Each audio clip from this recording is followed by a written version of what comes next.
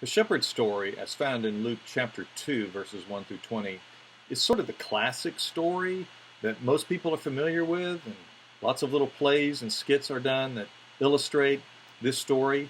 The text actually includes two stories here, and you'll remember the first story in verses 1 through 8 is about the birth of Jesus, where Mary and Joseph come to Bethlehem. They're not able to find a room because the city is crowded. Consequently, the baby is born in a stable, very humble circumstances. And then you have immediately after that, the story of the shepherds being visited by an angel in the fields, and there the angels rejoice and explain that this child, the son of David, was born that evening.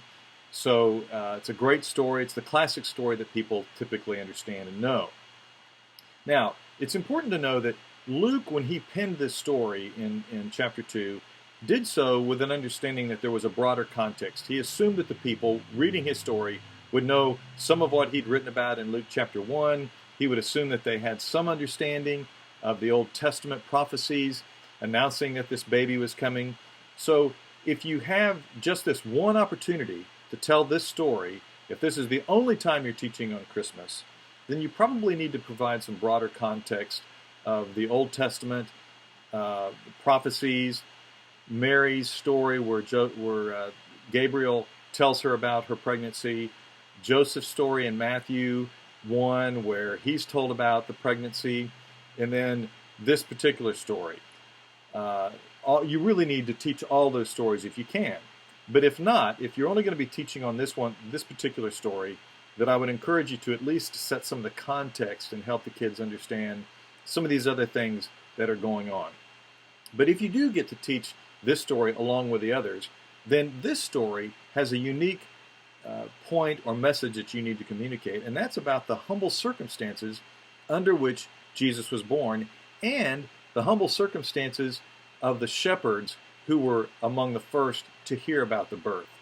So when you look at the whole story of Jesus' birth, you have to put in the context that the people of the Hebrew people, the Jewish people, were expecting a Messiah. They didn't know when the Messiah was going to come, but they were expecting a king to be born. The king of the Jews would come, but they were assuming he would be a particular type of king, a normal type of king.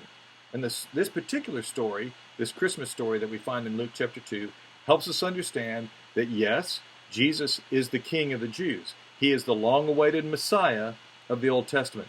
But he's not the kind of king, not the kind of Messiah that the people were expecting. Rather than a king being born in a palace, everybody's celebrating and a lot of partying and celebration. The actual king of the Jews was born in a lowly stable. The first people to be told were not the palace household, but rather these lowly shepherds in the field.